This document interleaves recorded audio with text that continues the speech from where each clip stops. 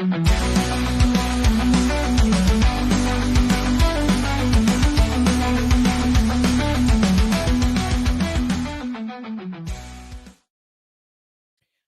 into the Legislative Lounge, where we are your hosts, Natebige and Professor Mike. We want to welcome you guys all into a special Election Eve podcast, where we're going to be breaking down any kind of information that's been going around, polls, and we're going to be giving our actual predictions on what's going on.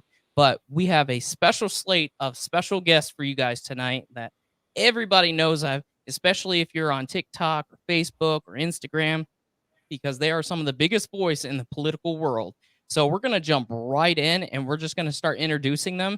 First up, we have Logic and Liberty. She is absolutely a firestone for the independents, actually, but she does have a lot of conservative values as well. But she is out there doing the work, not only on TikTok and other social media platforms, but she is actually being instrumental in a lot of political forums and for the independents out there. So we're going to welcome her to the stage real quick. Yep. Hi, guys. Logic is leading the independent charge for the reinstatement of the original Title IX protections for women. Yeah. We'll talk about that for sure. Absolutely. We'll definitely jump into that. Next up, everybody knows this man. He has the biggest smile on TikTok and all of social media. He is just a heart for Texas and the Latino community. He's been inspiring a lot of people on all forms of social media, but is also being instrumental in, I believe it's what it's called. Now, he can correct me, but I believe it's Latino Leaders of America, or for the Conservative Party. But let's welcome to the stage 𝗲𝗻𝗠. What's up, everybody? Madam Logic, how are you? Mike, what's good? Nate, what's up, everybody in the chat? You guys are the true MVPs as always. Yes, Nate, it's actually Latinos for Trump. It's a coalition that he's got. And it's been a privilege, man. It's been a huge honor. Went down to visit him October the 22nd. We went out October the 2nd. But Hurricane Milton had other plans. But with that being said, he rescheduled. And here's the thing. President Trump isn't pandering to a certain community, because what benefits one community benefits all communities. And just the mere fact that he's out here still doing his thing, I'm very proud of him. I'm very proud of the patriotism from all you Americans out here, man. You guys are straight family. Love you guys. Y'all keep that foot on the gas pedal, you heard? Absolutely. We love you, 𝗲𝗻𝗠. And coming up next is one of the biggest mouths on all of social media. If you don't know him, it's probably because his accounts keep getting banned, but everybody knows him. He's being instrumental in all forms of social media, but he actually has a plan to run for Congress here in the next election cycle. If you don't know him, I'm shocked, but let's welcome to the stage, Older Millennial. Hey, what's up, everybody? I'm just here so I don't get sued. No, I'm just kidding. But no, I'm so glad to join y'all. Really, to hear such great conservative voices and to hear people who are so, ingrained in what's going on in this election cycle. I couldn't be more happy to be here. Absolutely, and we welcome you here. Now, the next person coming up, everybody knows him. If you don't know him, then you are not on social media. You are not a part of anything big that is on the conservative side, but leading the charge in a lot of different areas. He is a frequent flyer at Mar-a-Lago, shakes hands with some of the biggest names in politics today, and just has one of the biggest platforms that we all know is Conservative Ant. So let's welcome to the stage. There he is. That was quite the introduction. Thank you. Absolutely. So we definitely appreciate all of you guys here and everybody in the chat. Thank you for tuning in. Now, I know a lot of you guys are interested in what our thoughts are, but, we do have a mixed panel here of some staunch Republican conservatives. We have some independents, and there's actually probably going to be a prediction or two that you might be a little shocked by, because I was. But we're going to jump right in. Mike, if you want to go with the first question, just go ahead. All right. First question. We'll start off with Logic. Who did... Well, I guess I can assume that we're all voting for Trump, unless there's any dissenters. All right. Kamala for me. I knew it. You knew it. Okay, Logic. What do you think is the #1 issue pressing in America? Well, I think if you're a sensible American, I would say immigration, economy, and potential war. If you have been bamboozled by the media, I would say abortion is your top deciding factor for a presidential candidate that can do little to nothing to change what is currently standard for abortion in this country. So, yeah, All right. I think immigration has impacted this election much more than the Biden-Harris administration expected, which I'm grateful for. In Pennsylvania, it seems like economy is probably a top issue, so it's going to be interesting to see what happens in PA. But those would be, I think, the top ones. Again, I wish foreign policy had more of a stage in this election because I think it's really important the individuals that Trump has brought on, Tulsi Gabbard specifically, pushing against the military-industrial complex. But that just hasn't gotten the airtime that the other issues have. Absolutely. All right. Lou, same question. I think it's border security, immigration. I mean, that automatically fixes a lot of things. It fixes security for our women, our children, being able to go back to parks, do their thing, live every day, not worry about, being a victim, if you will. And I'm not saying that all immigrants that are coming here are bad people, but at the end of the day, we got to call a spade. Why have certain, why put our children, our women? Because that's the thing about conservative men. We have always protected our women, our children, the innocent. We've even stood up for those that stand up for themselves. The border security is a huge thing. And like I said, I'm not against people coming here looking for a better future and a better way of life. But listen, if I gotta follow the law, so should everybody else. Because at the end of the day, it's crazy what's being said right now. Can't remember the name of the judge there in San Antonio. Breaking news earlier in regards to what she was wanting to allow illegal immigrants to get away with. I'm like, no, not down with that. So to me, it's border security. That right there is the gateway to fix all these other issues. Joe? Yeah. So, I mean, when it comes to me, it's really thinking about the difference between what is perceived as the biggest issue in America and what is actually the biggest issue. So I think what we're perceiving as the biggest issue, if you're on X or you're on social media, you see it as culture, right? Like it's a culture of one side versus a culture on another side, where one side is divided into groups and then bound together by their vote for Kamala Harris, right? They're, whether there's people that are like trans rights or open borders or, a socialist type economy. There's so many different things on that side versus what we thought, where our thought process, or at least what my thought process is that following the tenets of a constitutional republic and being the country we're supposed to be, right? That's the pitched biggest issue in America, is the difference of culture. Are we going to elect the felon, or are we going to elect the prosecutor, right? But the real biggest issue I think we have in the US, at the end of the day, it's always going to be the economy. Like, it's always going to be about, like, am I too broke to give a shit about your weird projects, right? Because if I'm making money and I'm happy, we could talk about immigration. We could talk about, trans rights. We could talk about a ton of different things if I'm comfortable, right? But if the economy's shit and I'm struggling, I don't give a shit about any of that. What I care about is unemployment. I care about economic growth. I care about tariffs. I care about taxes. Because when the American people are put in a position where they don't get to focus, where they have to focus on themselves rather than the greater part of the nation, that puts us in a position where we have to focus on just the economy. And I think that's where we are today. Conservative Ant. So all great things. I think that those are definitely important. So something that I thought of, because I was writing it down, I'm like, yeah, you have the same thing, border security, which then brings in trafficking and fentanyl and all the things that we are worried about, that can go hand in hand also with the economy. But I think what's so crazy to me is how we have seen this generation so brainwashed. You want to talk about misinformation, right? The actual misinformation, that word that the media likes to throw around, that apparently this podcast right now is misinformation and it's all facts. But the brainwashing of our youth, and by the way, this has been going on for decades. I mean, we were part of the beginning of brainwashing in schools, to be fair. But we didn't have the internet like they have it now. So it's so much easier for you to be swayed, right? So you look at celebrities. So they're telling you who you need to vote for based on the celebrity status. you know, that misinformation is only misinformation if it comes from one side. They're brainwashing them to believe that that side is a certain side. They're making them believe that they are trying to get rid of women's reproductive rights. They are trying to make them believe that they are trying to get rid of all of the rights that the LGBT community has. All misinformation, all false. So I think one of the biggest things that kind of couples all, like, groups all of this together is the fact that this generation actually believes that all these things are not the issue. Mm-hmm. What do you Absolutely. think, I Nate?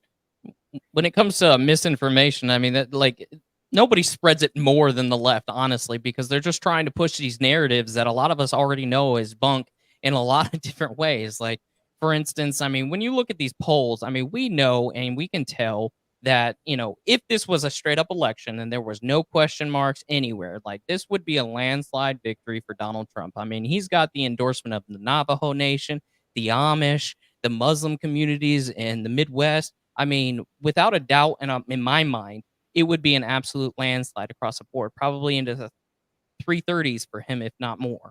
But Hey, I know. older millennial, real quick, I'm so sorry to No, interrupt go ahead. you. Would you have ever thought that that Trump would not only have the Jewish community, obviously, but also the Muslim community? That's the crazy.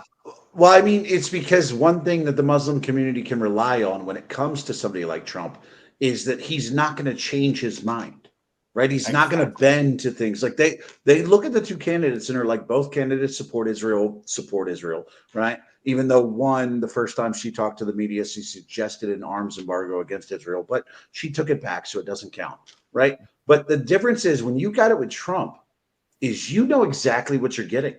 You know, like, even if you're like, yo, I disagree with him, you know he's not going to move because he's far too much of a prick to change his mind. Mhm. True, true. And I mean, obviously, we have people in our chat, and I'm bringing up one from Heather. It says Trump equals unity. And that's really the biggest thing, especially when it comes to the Jewish and the Muslim cultures, is a lot of times we see, you know, he doesn't give a straightforward answer when it comes to the whole conflict in Israel, because what he wants is peace. And both sides are starting to actually really realize he's the one pushing for it. He's not saying he's for one side or the other in any way. He just wants the wars to stop. And he repeatedly says that. Well, And I think did just want to say, oh, sorry, please. No, Sorry. you're good. I think one thing to consider too is again, with the Ron Paul addition, you're going to pull in the libertarians. I think a lot of independents, I'd venture to say Trump may pull in more independent votes than he has in 2020 or 2016. So you also see Democrats saying, we don't want that. We're done. You guys have gone too far. We're fed up, coming over to Trump. And that's why they have said kind of a unity party is what they're looking to form. And the fact that he was able to and willing to reach across the aisle with RFK, with Tulsi Gabbard, a myriad of individuals, and pull them in, you don't see that from the Dems right now. It's their way or the highway. They want to ram their agenda through. They don't care how it impacts the country. They just have to win. And so I think I'm super excited to see the numbers because I just nerd out like that. But I think we're going to be quite surprised how different it is, demographic and party affiliation from 2020 and 2016. But that's the amazing thing about that. Like she said, is you have to think about, like, people look at their, like, why is Elon Musk supporting Trump? It's like, ask yourself the better question. Why did he stop supporting Democrats? Exactly. Why is Tulsi Gabbard supporting Trump? Better question. Why did she leave your party and be done with you? Right? Like Elon Musk, Tulsi Gabbard, Ron Paul. Like, Ron Paul was always in the middle, but he was never supportive of a Democrat or Republican. He was like, I'm going to be this prick in the middle that does my thing. Right. And the thing is that when you are the type of party, like J.D. Vance is the perfect example, right? 8 years ago, J.D. Vance came out and said, I'm never voting for that guy. I never want that guy. 8 years later, I'm proud to have that man as my president. But it's different than when somebody just like Cardi B goes from I'm never supporting a candidate to supporting Kamala Harris. The difference is it took 8 years of Donald Trump doing everything he said he was going to do, of governing constitutionally, he's got his flaws, but of doing the things that he constitutionally said he was going to do to convince a guy who thought, I'm never going to vote for that guy. And that's the type of person that brings people in. And honestly, we're never going to be a united country if we only have somebody who focuses on 50% of America. Exactly. So I just wanted to touch on this because obviously I've worked a lot with log cabin Republicans, and there's a big push. There's been a big push, right? Because one thing that gay guys are good with is suburban housewives. So Rick Grinnell has done an amazing job to rally up the gay troops, the gay cons. So if you've noticed in the last couple of days, which I'm super bummed about because I was supposed to be at the last log cabin events that had just happened this week, but I had conflicting schedules. So 𝗬𝗓𝗧𝗛, Lara Trump, the girls that surround Lara Trump, the women that surround her, the strong women, I want to say, the strong women that support Lara Trump and 𝗬𝗓𝗧𝗛, some of the biggest voices right now in the conservative movement. They just had an event in Pittsburgh, 2 events back to back. LGBTQ conservatives all got together, spoke to people, brought people out, talked to suburban housewives. Donald Trump backs that community. He always has backed that community. I think it's so amazing that some of the smartest and strongest women in the conservative movement have put those events together to show people we love our gay community. We just don't want you talking to kids about gender affirming care and chopping off their genitals. And I rolled I my just have eyes to say, earlier. I just have to I say just that rolled it's my eyes. lovely. I just want to Laura, clarify. I only rolled my eyes because I thought of Mark Cuban when you brought up strong women. I And know that's why I conservatives. said it. I know. But see, you Yeah, I can go wasn't back, rolling my right? eyes at Laura Trump and the strong women. I was rolling I my already eyes at knew the why. Mark I Cuban know. no, comment. I just wanted to say that I when it comes to people like Lara Trump and 𝗬𝗓𝗧𝗛, I want to say this because people don't say it enough on X. I've tried to voice it out loud. Let me just say this right now. Like, yes, they're strong. Yes, they're intelligent. Yes, they're dedicated. Yes, they're successful. But I'm gonna say this because people aren't saying it enough. We have all the hot chicks. Like all I've of been the saying hot that. chicks are conservative. Like 𝗬𝗓𝗧𝗛, yes, she's an amazing lawyer. Yes, she's brilliant. Yes, she's strong. She's also smoking fucking hot, right? And then you look I at was Lara waiting for him Trump. to say Lara something Trump's out a of pocket gangster, shit, though. Republican Party. She's awesome. She's also smoking hot. Like, and here's the thing: the hottest woman the Democrats have is Mark Cuban. We got all the good ones. Go ahead, Lou. You wanted to jump in there? And we Yeah, have the hottest dudes. well, we're alphas. We're alphas, Ant. Like let's keep it a buck. You know, like I the mean, linemen, right? Like the Daddy linemen that you energy. saw, and all the individuals that went down to help, right, with North Carolina and Florida and Georgia, right? Yeah, All those dudes have beards. They look like they're dudes. They're the dudes, dude. they But are I dudes. want to touch back on something you had said earlier that's tying into all of this, right? Because you got members of the OG LGB, you got members of the Jewish community, the Muslim community, members of the Latino community, the Black community, even immigrants. There's a lot of individuals now supporting President Trump this go around because they're now seeing through the manipulation of the misinformation they were actually once told about President Trump. And that's part of the problem, right? Because if we can stop the supply of misinformation that is infiltrating the mindsets of certain people, which is leading them like sheep, once they start getting personally affected, they have a whole different approach in regards to who they're going to support. Because all those things they said about Trump, the Democrat Party is actually guilty of it. It's the whole projection of it. And when you can see through that misinformation, which is why you now have more women in the suburban area, which is now why you have all these set communities who are against Trump now supporting him. And to be honest with you, it starts here on these lives with these panels. We've been doing this for 4 years on social media, on TikTok specifically, but we've also been doing it on Facebook, Instagram, X, and we haven't been wrong, but we get censored. There's a reason for it, you know. So at the end of the day, I'm very proud of each and every one of you. Yeah. Did you want to add in?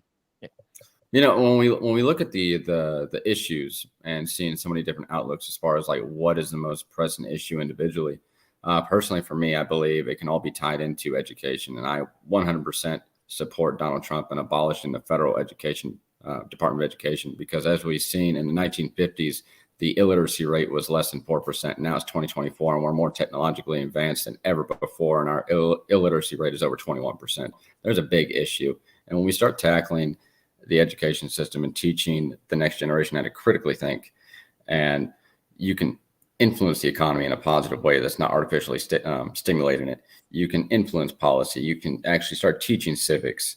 And I had the same mindset as Vivek. I believe that you should have to take a civics test to vote because there are too many stupid people in this country voting. We had to take one in our generation. Hey, And wait, can I say this? I don't think people address how horrifying what Mike just said was. Like this is the horrifying thing. Like people are always like, oh, we have this illiteracy rate or this, right? I want you to think about what he just said. That is 1 out of every 5 people growing up to be an adult in this country are illiterate. Like, I want you to think about that for a second. Like, imagine 20 of your friends and 4 of them can't fucking read a tweet. It's so horrifying. It's actually hard to come to grips with how horrifying that is. To think that our children, like, it makes me know that my children are going to grow up to, I hope they're bullies, because like if 1 out of 5 kids can't read, they deserve to get beat up on the fucking playground, right? Like, beat their ass, right? But my thing is that, like, it's amazing to me that people don't understand that the direction it's going is we are going to have a country of functional idiots, and we're bordering on that now, but.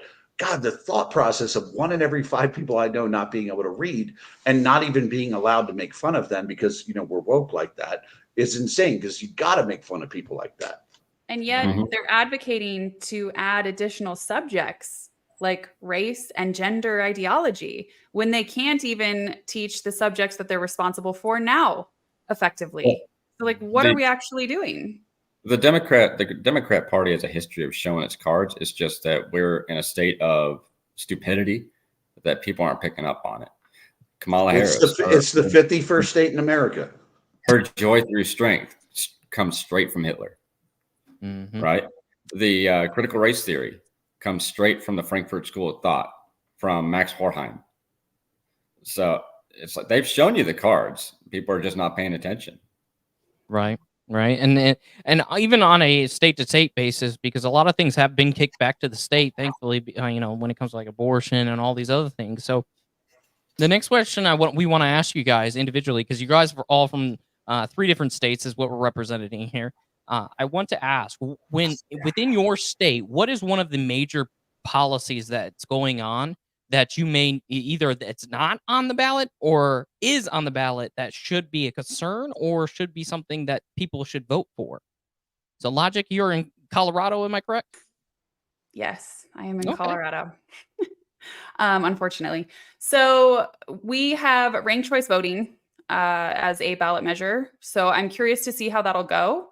I actually think it could potentially be a good thing here. Alaska instated ranked choice voting and is voting to repeal it. So we'll see. I think there's also an initiative in Nevada, 4 or 5, maybe 6 other states for ranked choice voting. So that's a big one that's on the ballot here that you'll probably hear about.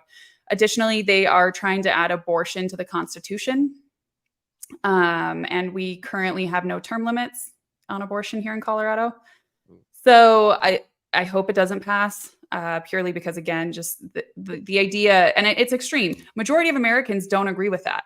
And yet here Colorado is just like shoving it through. And I think a lot of it is because a lot of Coloradans aren't paying attention. And the last one is to put school choice in the Constitution, which would be a big win for parental rights here in Colorado. So I'm hopeful that one does pass, because we've seen a lot of pressure from the teachers union to eliminate charter schools, as I think a lot of people know. And those are pretty big here in Colorado. So those are the 3 that I would say are probably the biggest ones on the ballot this year. And Lou, you're down in Texas, which is I am as well. Oddly enough, we didn't really have a whole lot on and we didn't have any proposals actually. So, obviously I'm assuming that they're going to have a big list of them come the midterm. So what do you want to see here in Texas? Honestly, I want to see our wall get bigger. I'm going to keep pushing this, and I'm going to keep pushing it, because that is a huge problem in regards to what we're dealing with, not only in Texas, but what actually gets filtrated throughout the rest of our states. It's crazy. But also deregulating oil and gas. Deregulate it, man, because where I live at here in West Texas, it's huge. Home of the Friday Night Lights. Like we love our God, we love our family, we love our women, and we love our oil. You know, and that's what it is. So I hope there's more deregulation to where we can just go ham, man. Let's get this economy going. Like, let's make it happen. Yeah, I have a question. I have a question for you Texans, actually. I call us a sister state because we're so similar in a lot of things. But and I'm not going to say that we're more Texas than Texas right now, but We are. I know, babe. Are you guys worried at all that your state is kind of not as red as it used to be, or? Lou, I'll let you jump in. And I'll go off it too. Yeah. No, bro. Oh, and here's the thing, going back to that misinformation, bro. Like the media dictates and narrates what they want other people to think and believe, but I can't tell you how much love and support that I get, how many more other individuals I've seen wearing Oh, I MAGA hats don't all doubt that you throughout. do. Yeah. No, 100%, bro. I don't doubt that you get the love, but from an outsider not living in Texas, going to Texas from Florida is a stark difference. Yeah. And I was like, why are there so many masks here? And why is there, like, it is kind of eerie in a way, because when you're in Florida, it ain't like that. Are you in the? Are you talking about like in bigger cities like Dallas and Houston? That's where you probably visited and saw that. Yeah, yeah. So that makes a lot of sense. Yeah, and that boils down to their mayors, right, Mike? That boils down to their mayors, because you got but Dallas isn't that blue, is it? No, it's yeah, it's a sanctuary city. Yeah. It's a sanctuary city. Dallas, San Antonio, Houston, and Austin are huge sanctuary cities. That's why people say, oh, Texas is going to flip blue. No, it's only because of them. Because in all honesty, El Paso's blue, but they're full of conservatives and they're actually red. Yeah. And you know, go ahead. When you look at the numbers, because this is something, I'm a numbers guy. Anybody that knows me, I'm very analytical. So I was sick and tired of hearing people say that, like, oh, we're going to flip blue. And it was just, when it came to the last election with the gubernatorial, was it Beto versus Abbott? And people were like, oh, it's going to be super close. When in reality, Abbott killed him by 2 million votes. So I went all the way back to 2001. When you look at the numbers for every election, every 2 years, the Democrats have increased in the number of votes, but so have the Republicans. So you have to look at it from a percentage standpoint. And actually, since 2001, my math was showing that the difference between the blue and the red has actually increased for the red. And just to throw this out there, just to throw this out there, all the people that are coming from New York, Illinois, and California, there's a lot of them coming here, and they're not voting blue because they've had it. Like, it's crazy. Just be careful, because I used to live in California, right? And a lot of what turns that state blue is those densely populated areas, like San Francisco, LA. Colorado got destroyed from an influx of Californians and people from the East Coast when we legalized the MJ. So I gotta say, I was just in a red state the last 3 days. Utah. Shout out to Utah. Never been there. And now he's got 3 wives. Well, listen, I was very disappointed that it's a red state and I saw zero patriotism. Not from our own, not from our bubble of people that go and do the Trump rally and then show up at an event.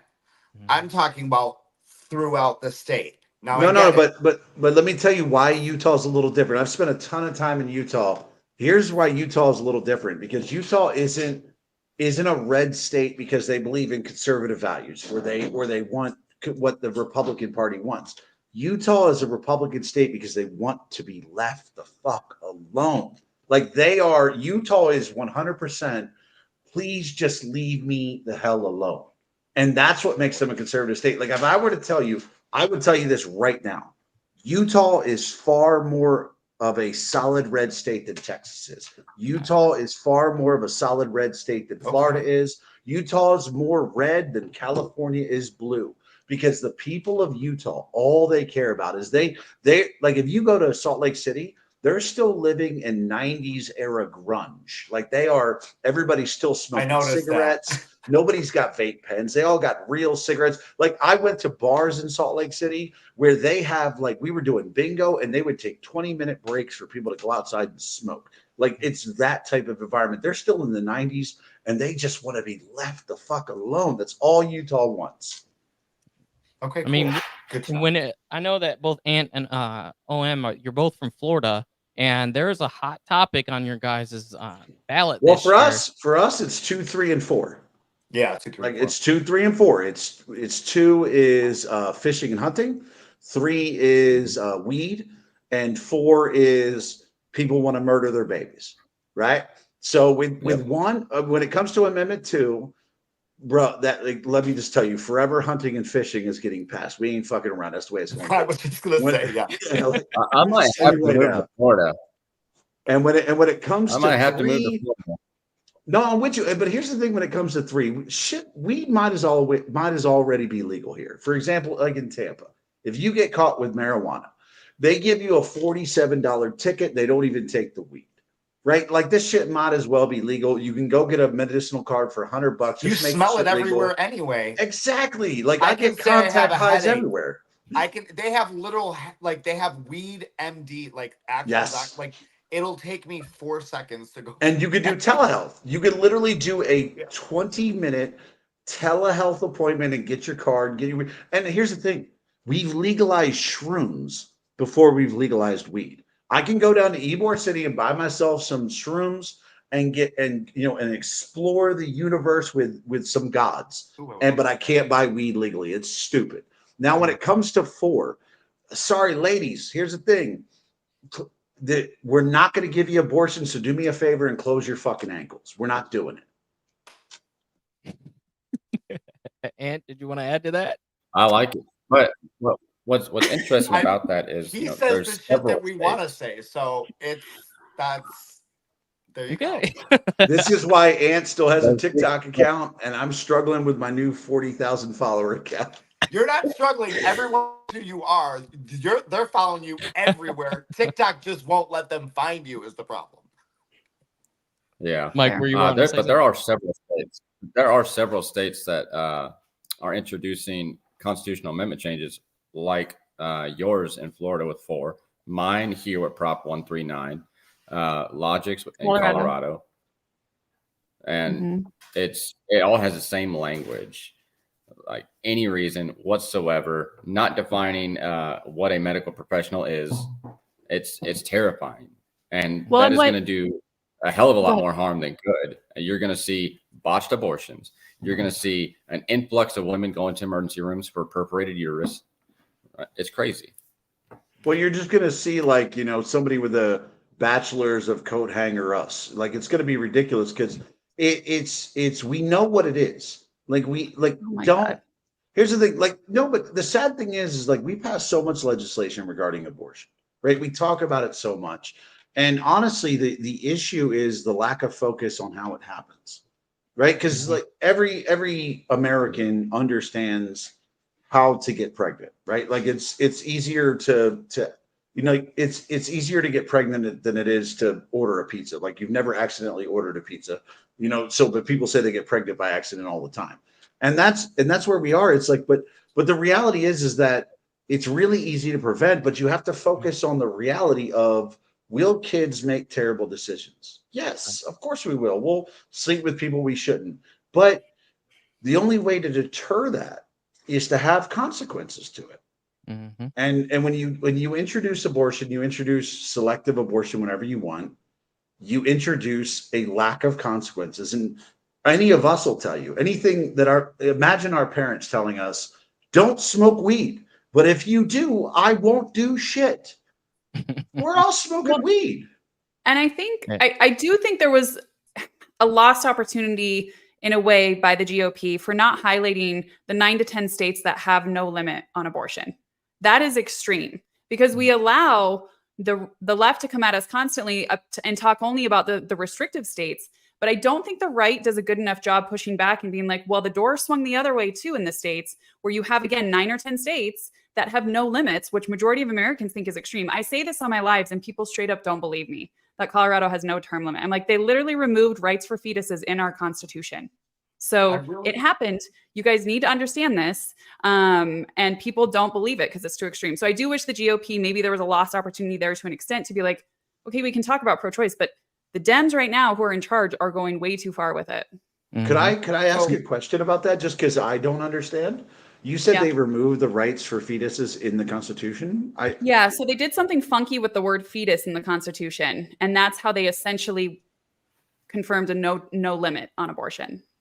So, well, politically speaking, as far as your contention with the GOP and their pushback on certain issues regarding abortion, presidentially, it's smart to stay away from that topic. Federally, when it comes to congressional members, it's smart to stay away from that topic. That topic should be addressed state by state at the state representative level. I get it, but the left has made that front and center. They've bamboozled so many voters, unfortunately, with bringing it as a federal point. And I think to say like, look, you guys want it state level, and you guys say you only focus on the like risk of, oh, it's only going the right way where it's only restrictive, and it's like, well, you guys need to get tuned in because it's also going way too far to the left in No, what most but Americans view. But I think you're right on that too, is that the Democrats have somehow got, because I've talked this with people in my lives where they're like, I'm voting for Kamala Harris for women's right to choose. And I'm like, I get it. I totally understand what you're saying. But I always ask them the same question. What can Kamala Harris do at a federal level? Right. And they go, she could pass a law. Yeah, they go, oh, she could pass a law. And I was like, yeah, but the Supreme Court's already established that any law passed at a federal level doesn't have an effect. And they say, and then they just, they have a little 404 error code in their head, and they go, she can pass the law. And it's like, and really, there is only one thing Kamala Harris can do federally. If liberals, if you want the answer to that, here it is. The only federal thing she could do is stack the Supreme Court. Right. That's it. That's the only thing she could do federally. Right. Right. And I mean, other than that, there's nothing that could happen. so Exactly. when it comes to this, I think even at a federal level, a lot of people don't know about this. When it comes to the Unborn Children's Protections Act of 2004, it identifies a fetus or a child in utero at any gestational age as a human life.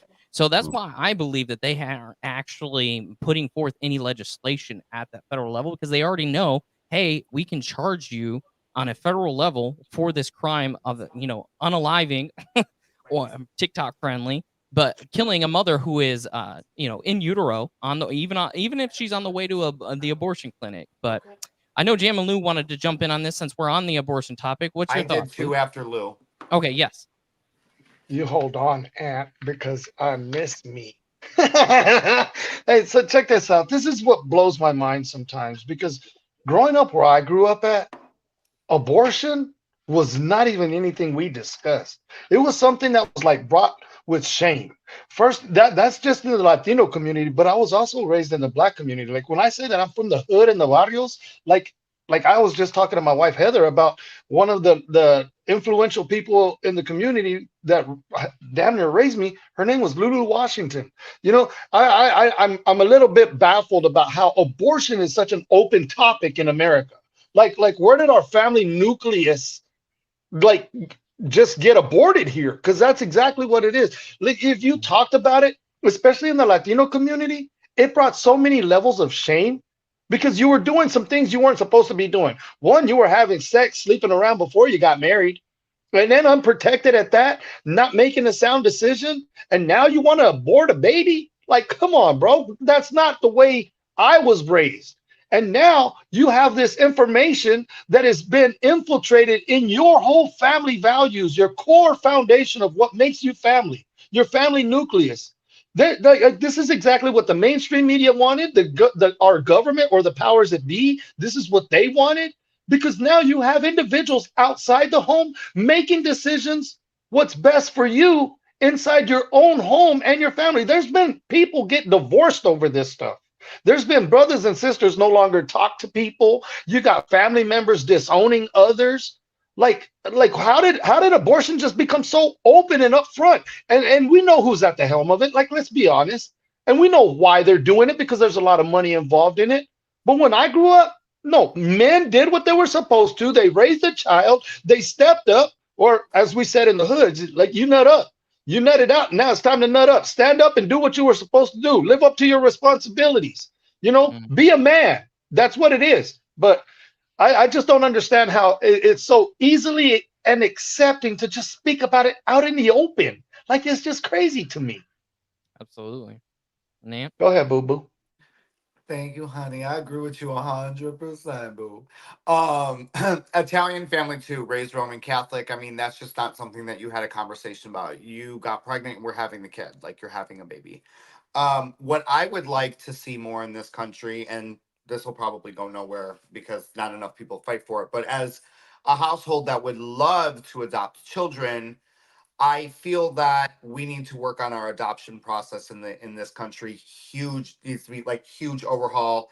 I know we looked into it at one point. Just to adopt one child, you need to have like $75,000, $80,000, and that's not even money that I can put towards my child's college. Like, you have to give that to them. Like, literally, that's why people are going to China and Ukraine and Russia and like other countries to adopt children instead of adopting our own kids, which I think in turn, if there are mothers that do not want to have children, they want to abort them because they don't know where their kids are going to go into the whole process. They can be trafficked, they can be harmed, they can be molested, abused, all the things, right? And then they just go into the system and they become gangbangers and whatever. So it bothers me that we don't talk about that, because I think that it would help.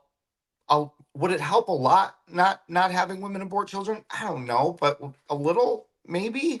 Well, there's I I know think there's 2 million families waiting to adopt like newborns. Newborns, there's Yeah, we gave up. there's a We gave up. plethora of Plus we're- families. And so I think that's really hard because people confuse the foster system with adoption. And adoption for newborns is so available to these Mhm. mothers. And again, I blame the left for the damaging rhetoric that they've spewed about like, oh, they can't afford it. Well, you don't have to. Like, literally, if you adopt, they'll pay for there's options to have your medical bills paid for, everything paid for. You just carry the baby and then you give it to a loving family who's desperately wanting a child. And when we look at our birth rate declining, like, it's baffling that we're so short-sighted and people have been so manipulated on this issue because there's a ton of resources out there for these women who get pregnant and don't want the child. Yeah, I mean, in reality, I mean, oh, I'm sorry. Go ahead, Mike. I do like that you brought the foster care. A lot of people don't know that almost 80% of children in the foster care are ineligible for adoption because the primary mission of foster care is reunification with the original family. And I like how you brought up the 36 families per every newborn. That's a wonderful thing. We don't have enough babies. We're killing more babies than we are birthing them. So, Joe, go ahead and wrap us up on this one. No. I mean, my thought was just like we're looking at a government that's holding children hostage, right? I mean, that's really what it is. They're saying we have an overabundance of children that are being put into the system. Oh, by the way, the ransom that we're going to hold them for is outside the range of 90% of Americans, right? And that's a wild thing because the government is basically making the decision that they would rather these children be raised by taxpayers than raised by somebody who makes less than 150 grand a year. Right, because to be able to put aside 80 grand, like I'll tell you, I've had years where I've made $300,000, $400,000 a year. The idea of setting aside 80,000 of that is still like, oof, that's tough, right? Like, it's just a tough thing to do, and it's basically the government holding children for ransom, and honestly, in the government's eyes, children raised in their system are far better for the government than children raised in any other household.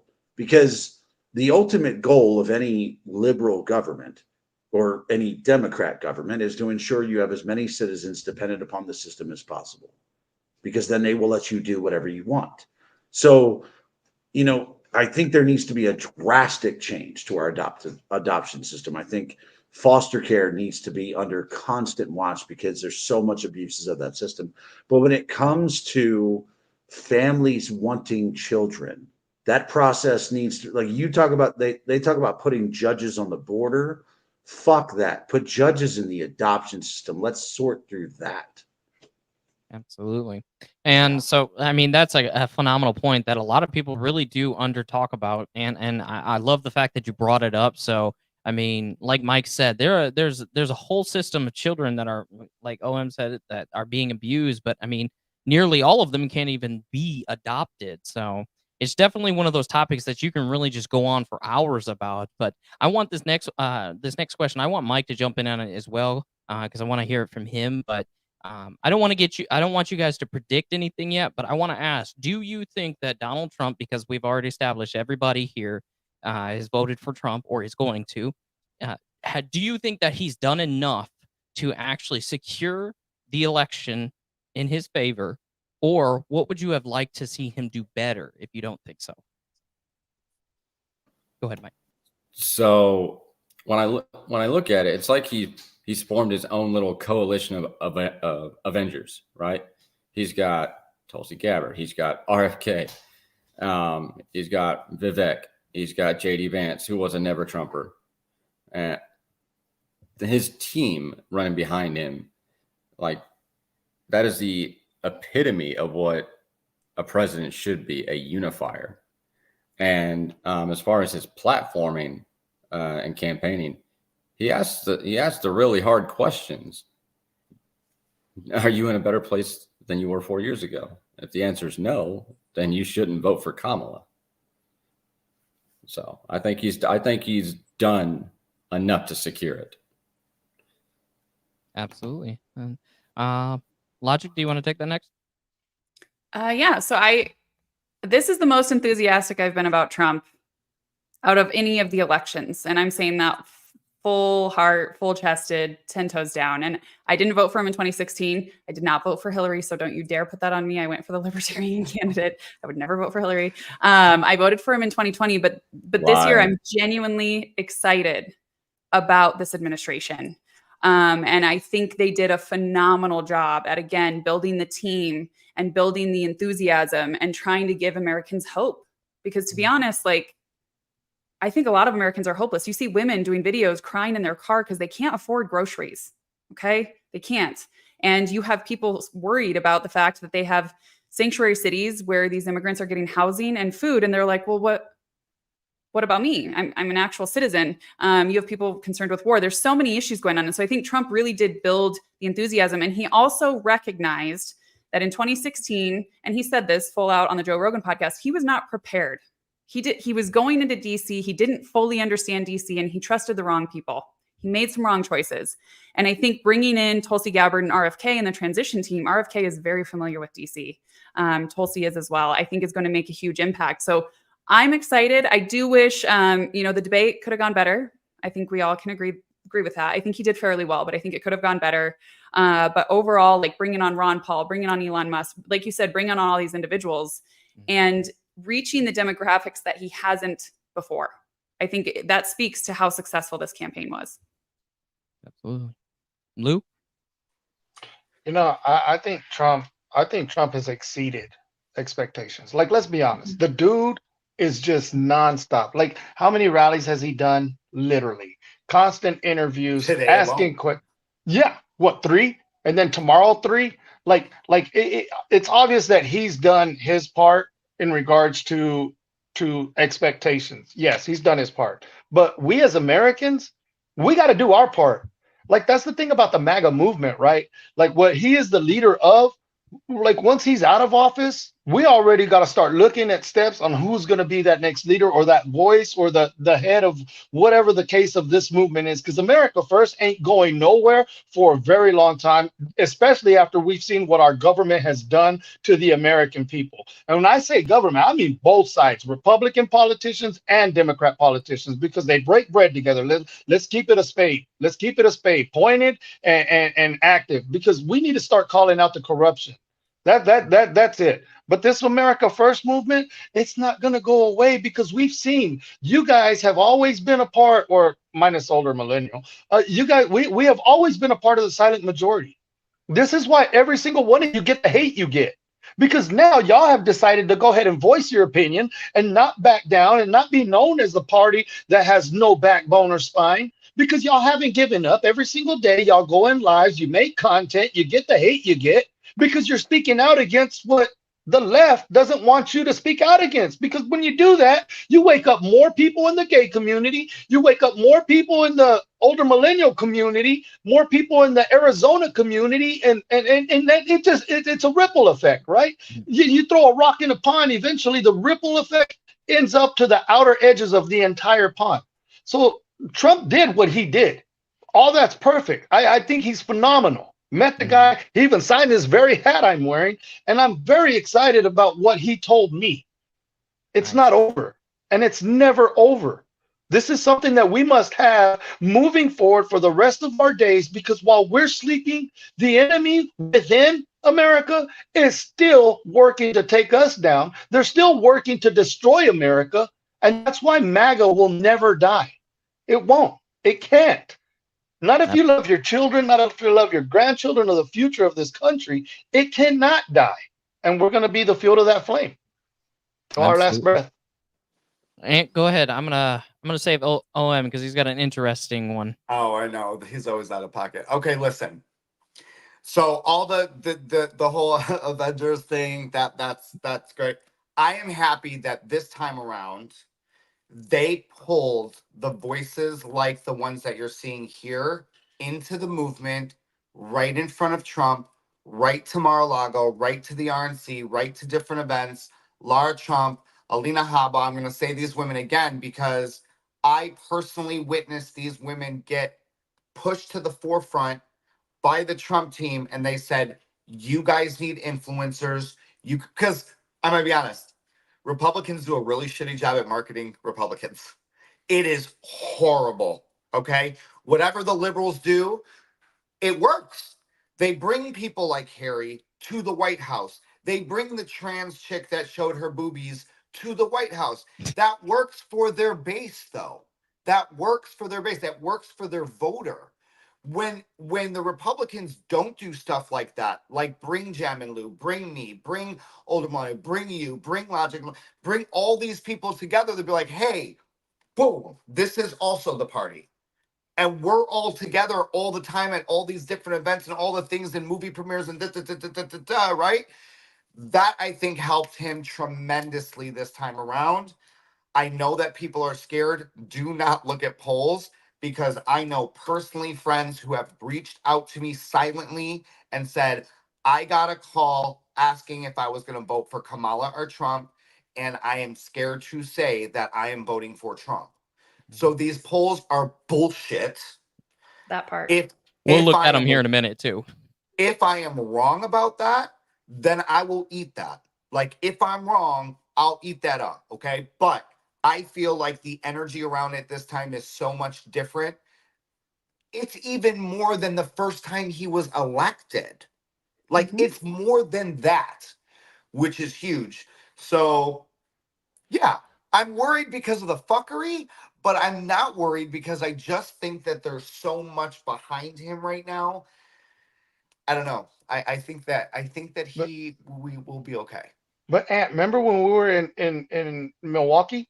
We had this conversation about the RN, about the Republican Party, like not reaching out to us.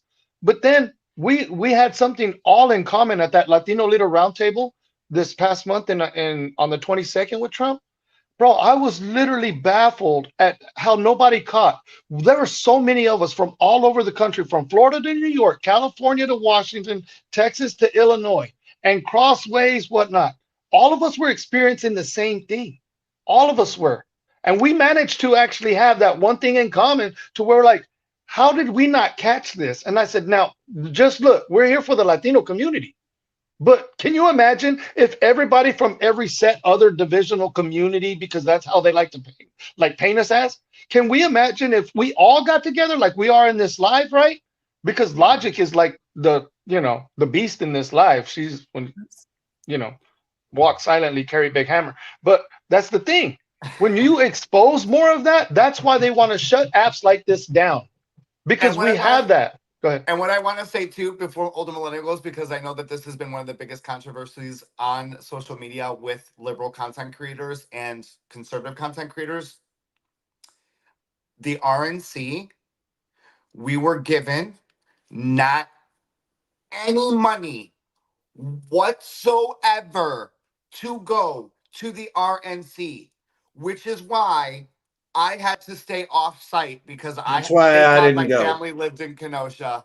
Thank God my family lived in Kenosha, because I said the hotel rooms were $800. We flew ourselves out there.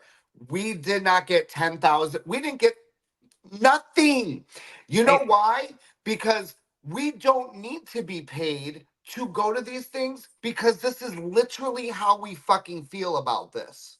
It is. I got paid literally- nothing for Rescue the Republic. Like that was out of my pocket to travel there. I did it on my own because I love this country and I love what's happening.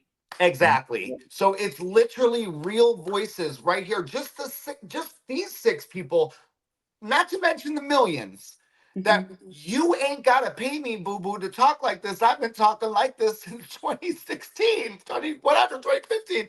So nothing's changed. Go back to our content. Lou, we were the original I mean, Nate was there too. We were like back in the day. Mike was there back in the days. Okay, when we were doing fucking meetups and all that shit. We're making the same content. Yep.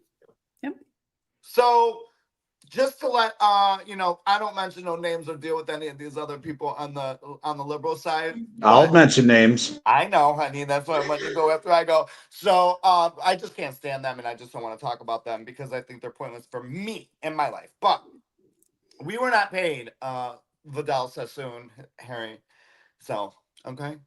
Go I ahead. call it 𝗦𝗬𝗧𝗛 because his last All right. name is whatever. All right. So the original question was, has Trump done enough?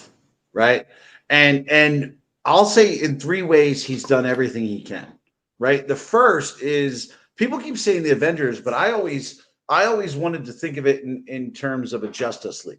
Right. But not justice as just us. JUST space US, just US League. Right. Like he's taken all of the parts of America that bring us together. He's taken Democrats, they've come over to him.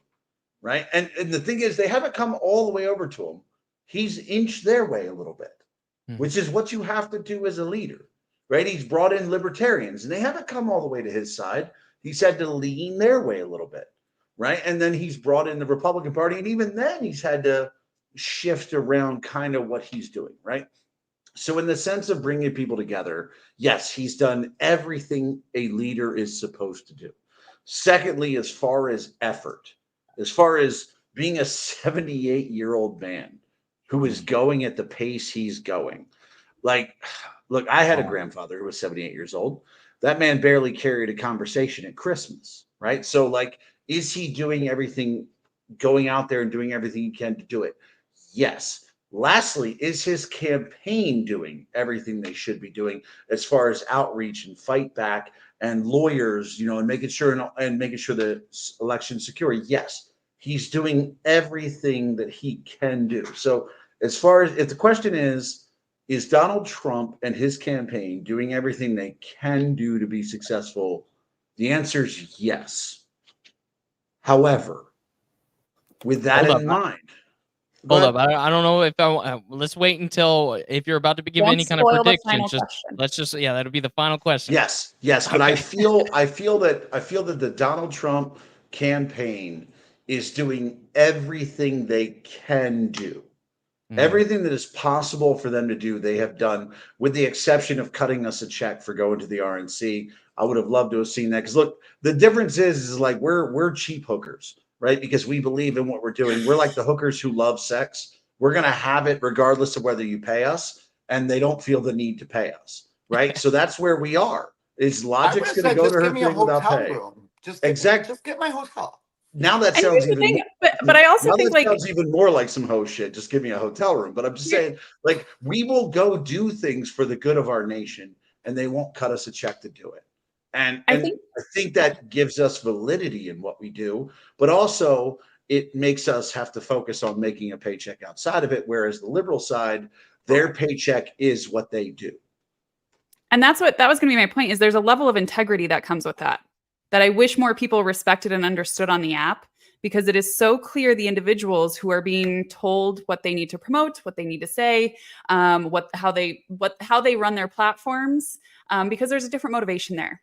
And we will obviously, like, people should monetize their content, build up whatever you can, podcasts, appearances, whatever you can do. But that's how a conservative mindset is we will go get that done on our own. We don't need to be told what to say. We don't need to be paid to say what we believe in. We carry it on our own.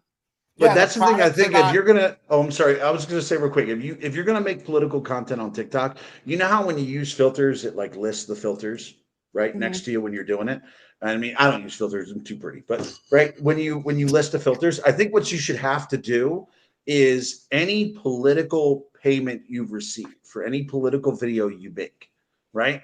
That should be listed like a filter, right? So like any video Harry makes, it should say $6,000 from ActBlue, $4,000 from Democracy for America. This way, you know, like He's listing he the may not have actual been paid one. to make that particular video, but he may not have been paid to make that particular video. But this way, you know where he's coming from. Because here's the thing: if I have $100,000 from the RNC, that is going to color my speech a little bit, right? 100%. They may not have paid me to make that video, but it's going to color my speech. So we should have like filters where it's built into our account. The minute we receive a donation or payment on the FEC, it goes into our account and it shows up as like a filter on every video we make. I love that idea, actually. So and let me get into the next question real quick. Okay. Did you want to add anything, Ant? I was just going to go off of what Logic said real quick. Is if we are doing this, full time or whatever, a lot of us. Wait! Huge announcement, real quick. I just got word. Joe Rogan has officially endorsed. What? I just put that in the chat. Wait, Yeah. everybody's frozen. No, Joe Rogan just endorsed Trump. Yeah, I just put it in the chat as you were. Are you Yeah. serious? Yes, Can Joe y'all Rogan. hear me now? Yeah, we got you. You keep freezing, bro. Never mind. He We must don't have be you. on Verizon. He must be on He's, Verizon. he's on Can that y'all hear me Biden now? Wi-Fi. You are good. Not the shade. Wait, are you? Okay, just saying. Huge announcement. Joe Rogan has officially endorsed Donald Trump. Yeah. Thank you that's for huge. coming in. Yeah, thank you for coming in, older millennial Joe. I said that like 5 minutes ago. And he didn't freeze, so it actually came through. Go Wait, go what ahead. was Joe Rogan's political affiliate? What was his affiliation before? He had what was none. he? He's None? basically been independent. I would say even maybe libertarian leanings, just from how he speaks and what he speaks on in the whole COVID.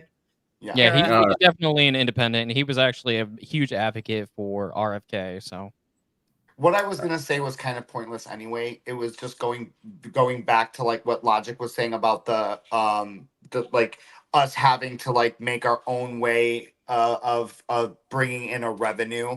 I just think it's funny that sometimes we get the hate from our side as well, because it's like, oh, you're making money off of XYZ.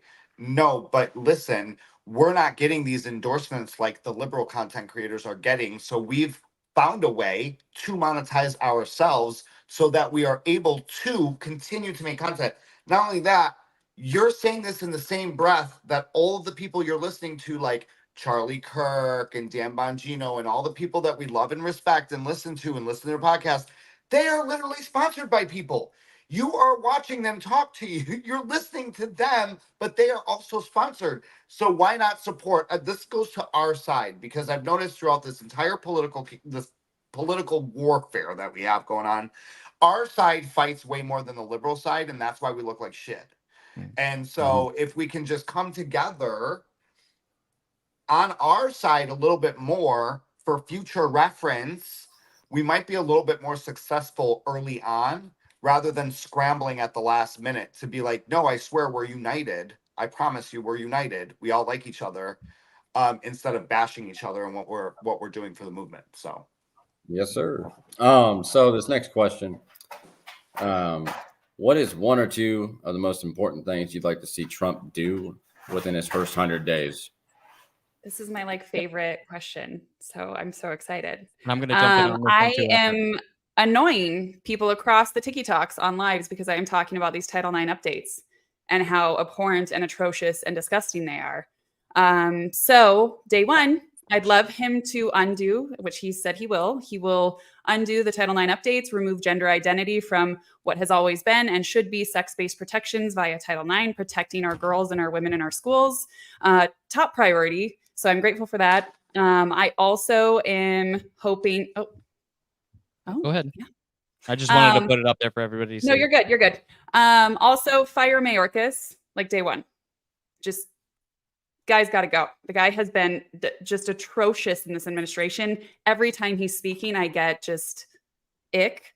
So those would be the two. And then obviously reinstate border deterrence immediately. That's got to be done. We need to make sure we're deterring people from coming into this country. So those are my top three. But Title IX, everyone, if you're not aware, go get informed. The updates are terrible. Thank you.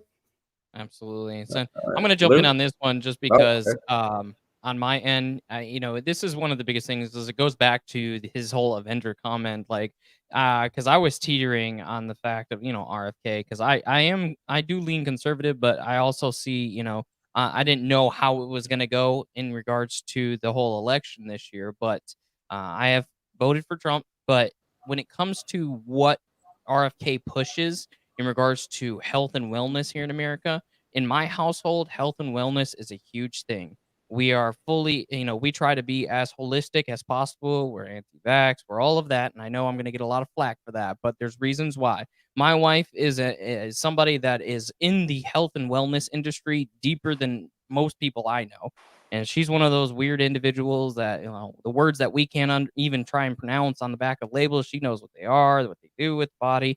She makes her own medicine. So the ability to put somebody like RFK, who is so health conscious, ahead of the FDA, the NIH, and all these other things that Trump plans to do with RFK is one of the most important things to me, just because, you know, when it comes to America, we have the highest number of child obesity and critical illness across the world. And it's one of those biggest, I mean, like, I can't even take my children out to eat sometimes because a lot of the time we don't feed them a lot of the stuff that we get even at, you know, sit down restaurants. So a lot of the times they're getting sick from the food. And so that is my thing is I want to see within the first 100 days him implement, you know, see what RFK does in those in those three-letter agencies and how that's going to change things food wise. Lou?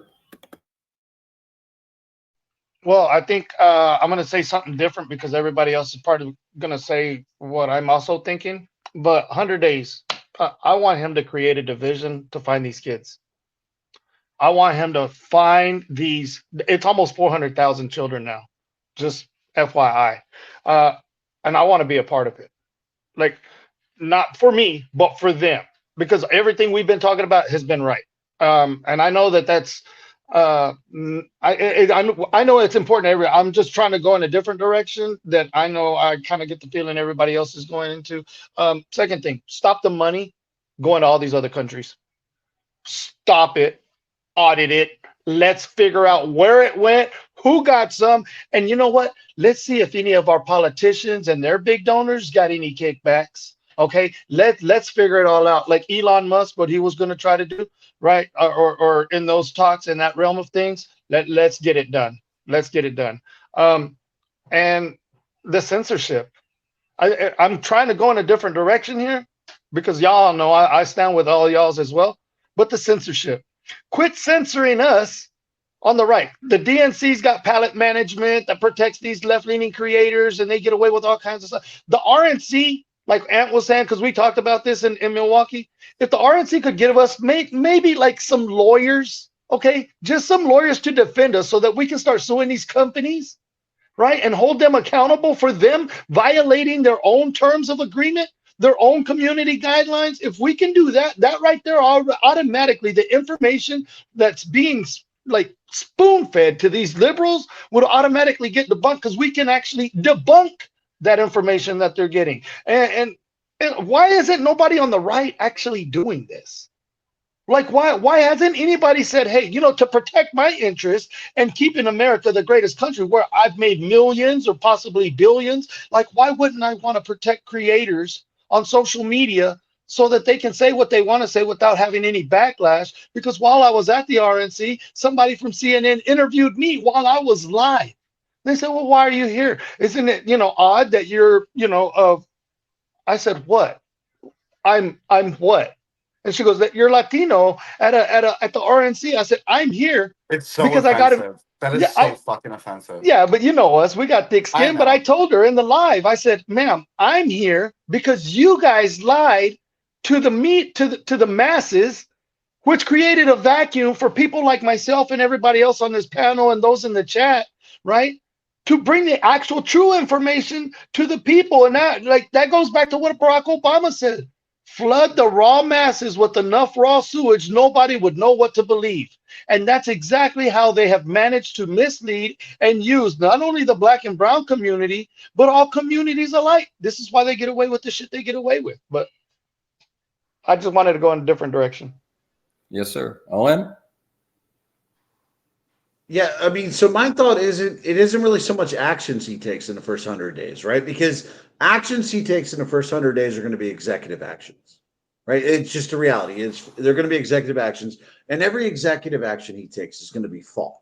It's going to be fought in court. It's going to be lawsuits. It's going to be arguments. It's going to be debates, right? So I'm not so much concerned with actions he takes. What I am concerned with is appointments, right? Because when the leaders you appoint to make these decisions going forward is a 4-year effect, right? I want him to follow through on the appointments he says he's going to do.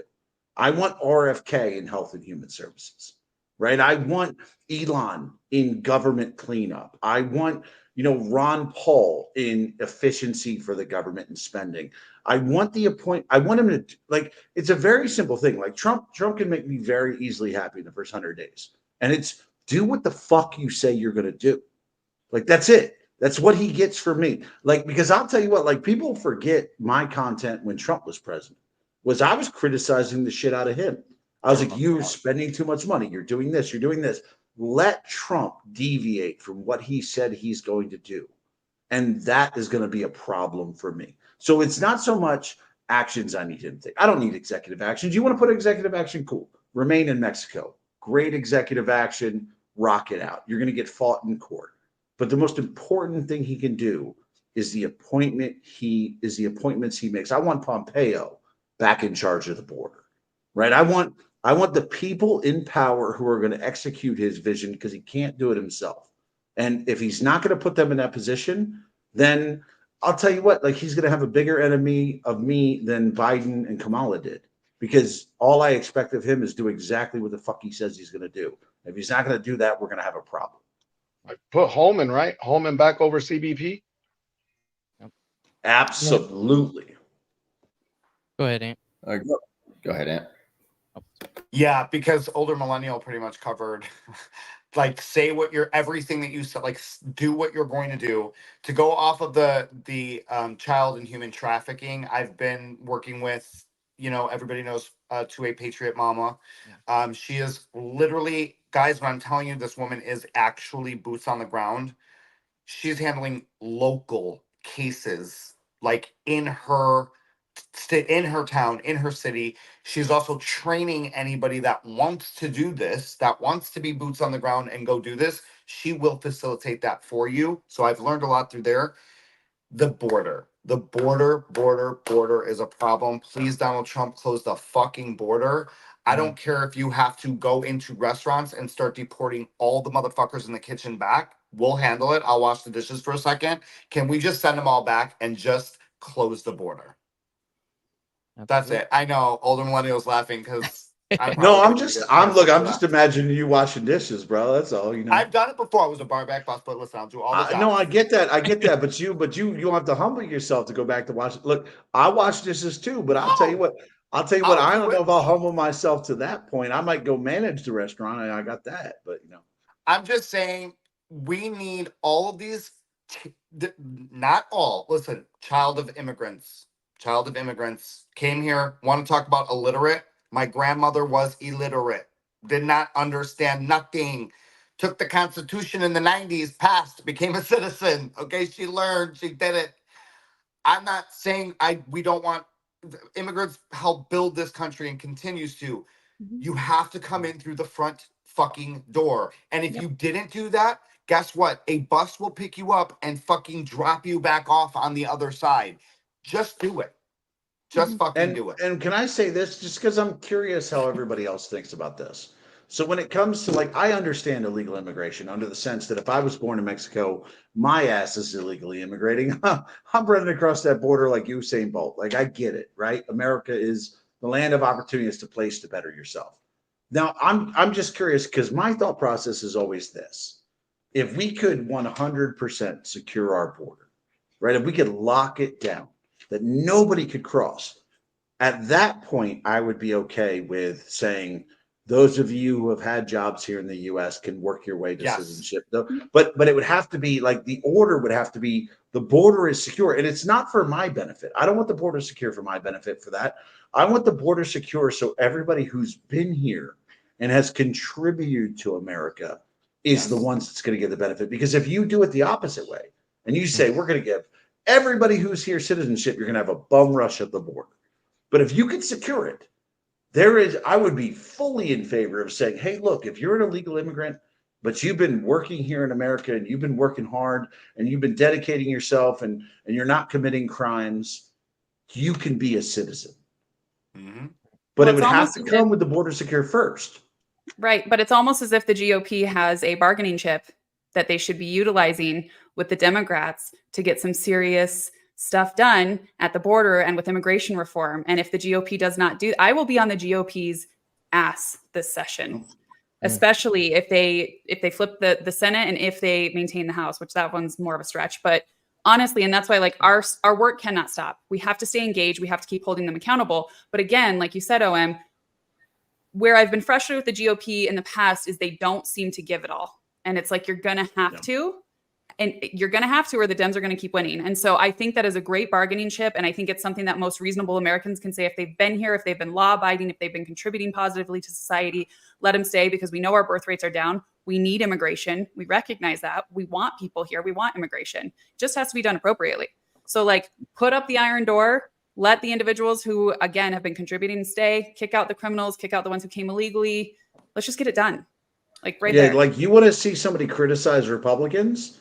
Let us get the House, the Senate, and the presidency, and then Trump not do what he says is going to do. And this account will completely become shitting on this administration. I'll be all over Congress. Mike? It'll be Harry with a beard. Well, and testicles. But you know what you're saying. I think JD Vance coined the phrase pretty well in Joe Rogan's podcast. It's bureaucratic bullshit at the end of the day, and it's our faults. We the people. We keep electing the same fucking dinosaurs, and they stay there for decades. We need to kick them out. We need to establish some type of term limits. Absolutely. We need to get people that actually care about morals and values instead of bullshit virtue signaling. Absolutely. So the last part of tonight. Oh, go ahead. Oh, I was gonna say you're absolutely right. Like that's one of the beautiful things about because Trump did great on Rogan, Vance crushed it. Like Vance knocked it out. Vance was like watching Vance and Rogan. Like I thought they were gonna go hunting afterwards. Like they were like two boys hanging out. And the beautiful thing is, I got to see Vance cuss, which was like, it was like, my language. It was like Vance was talking dirty to me. It was nice. But what you're exactly right with what he proposed was that's the way it needs to be done. He recognizes the insanity of the other side and wants to do something. And I honestly think Vance would be the most active vice president we've ever had. Mm-hmm. Absolutely. I totally agree with that. So now we're going to get into the final piece of this, because I want to be mindful of everybody's time. It's the part that everybody wants to know, and they want to hear from each one of you, which I think is going to get a little spicy just off of what I've heard so far. So let's get into it. So the final part is a two-part question. One, what do you think the outcome's going to be straight up, President, House, and Senate? And do you see any kind of surprises, like flips in regards to the state or House seats, whatnot? So we'll go right around the circle. We'll start with Mike, because me and him got kind of the same idea. So I made this prediction as far as the Electoral College goes about 4 months ago, Nate. Mm-hmm. Just based off of observation, because I know a lot of people don't agree with polling, but I go off of Atlas Intel. It seems to me to be one of the more accurate representation as far as boots on the ground. And I believed at that time the Electoral College would amount to 314 for Trump. I now think that he is in a position to get 329 or 334. So I do believe that he will take all of the swing states minus Minnesota. But he still has a chance to get Minnesota. I believe he's going to flip New Hampshire, and I believe just based off of MSG, Madison Square Garden, and the amount of support he had there, he had 250,000 people there. I believe that there is a chance that he could flip New York. California is a lost cause. Yeah. Logic, I know you definitely have different ideals there, so go ahead. So I wouldn't go that far, but I will say I think he has a strong chance, and I think he'll take PA. I think he will take Wisconsin, Arizona, North Carolina. I think Nevada we'll see. And Michigan, I think, will go Harris, which it'll be interesting. I do think Wisconsin, Michigan, PA will split for the first time in the last few elections. I think they're going to split on how they go. So I do see a Trump win. I'm cautiously optimistic. I think Republicans will take the House, either 47-52 with an independent out of Nebraska, Dan Osborne, or 48-52 is my prediction on the Senate. The House, I genuinely don't know. There are like 21 toss-ups, I think, right now, one in a district very near me in Colorado even. So I'm grateful we backed off this whole like red wave, because that was such a flop 2 years ago. So I'm glad we're not doing that again. But I don't know on the House. I genuinely don't know. And I think obviously if we see Trump just dominate, clearly I would think Congress will go Republican, but that's where I land. I'm not as optimistic as Mike. However, I do think he'll win. I just don't think he'll take Michigan or Nevada. Absolutely. So Lou, the question to you again is, and do you believe that, what is your outcome for the House, the Senate, and the presidency? And do you see any flips in the future? Yeah, I think Trump's going to have all three branches. I honestly think. I mean, he's going to have the House, the Senate. He's going to win. I don't think it's going to be as close as people think it is. And that's only based off of what I've seen, being able to travel throughout the country and literally from Texas to North Dakota, Texas to California, Texas to Florida, Georgia. Like I've seen so much. So I'm taking everything that I've seen, and then look at social media, right? How many videos have you seen from individuals from communities that you never, ever would have thought of seeing? You got members in the gay community, lesbian community, because I'm the best lesbian I know, but you got members from all communities, black and brown community. Wow. What? Well, only y'all can make funny shit. It's okay when y'all do it. It's a problem when I do it. So check this out. Trump just came to the Q, right? Albuquerque, New Mexico. Had a huge showing out there, and that's in Albuquerque. Albuquerque is literally blue. That's like Dallas or Houston or San Antonio for New Mexico. That's not even including like the southeast or the eastern part of Mexico, because it is like Colorado. The very far west of Colorado is super red, very conservative. It's just Denver and kind of like that little area that is blue, but it overruns the state. But southeast New Mexico, bro, it is oilfield country. There's so many conservatives there, and going to New Mexico quite often, I get to see so many neighborhoods of nothing but Trump signs. I never see any Harris signs out there, because shit, there's just so many people that are sick of it. Like, let's be honest, they're sick of it. One thing you don't do to a member of the black community, brown community, shit, women, gay men, and lesbians like myself, you don't manipulate us. Okay, we get tired of your shit. We get tired of your shit. And whenever we're done, we are completely done. And yeah, older millennial, like, even though his beard's not as good looking as mine, he's done too. That's why he voted for Trump. So what's your final prediction on this? Let's go through the map real quick. I think he's going to win all the states that were in contention, right? He's going to win Georgia. I honestly think he's going to win Georgia landslide. He's going to win North Carolina, Pennsylvania. He's also, I think it was Logic that said Minnesota. Like she don't think he's going to win. I think he is. Michigan. Oh, was it Michigan? Oh, I'm sorry. Somebody said Minnesota, or maybe I heard wrong. But I think he's gonna tear up Minnesota. Well, you had the Muslim community come out literally. There's a huge demographic of Muslim voters, and because he literally came out and said, "I want to end war." I Mhm. want to end war. Like, it was as simple as that. I mean, it's as simple as him just literally saying what both sides wanted him to hear It's crazy, or bro. wanted to hear. So you're thinking is he's going to get all the swing states? Any flips possibly, Lou? Now, I think I don't think he'll ever flip California or New York, but there is some hair-raising like things happening in both those states where it's like people are just done. They're just over, bro. Like with my website, right? My sales were mainly going to New York, Texas, Florida, and California. California was 40% of my sales of just Democrat, like anti-Democrat stuff. At some point, you got to keep it a buck, like, and that's why I don't believe anything the media says, like, Right. seriously at all. Almost. Keep an eye on New I want him Hampshire. over there next Keep to an eye on New Yep. Hampshire. Oh, I that's think a New good point. Hampshire could be a surprise. So And- yeah, that's why I said New Hampshire, Nevada, Arizona, Georgia, North Carolina, Pennsylvania. He has a chance to steal Virginia away from her. I'm not too confident about Minnesota just yet. I got to take a look at the more atlas. Minnesota or Michigan? Michigan. So if he takes PA, he's going to have Michigan and Wisconsin. That's the wall. I don't know. I don't know about that. I'll get into those numbers I here think in a minute. Michigan's the hardest to shake of the three, to be honest. So Yes, I agree with you on that. When you look at 2016, he had Wisconsin, Michigan, and PA.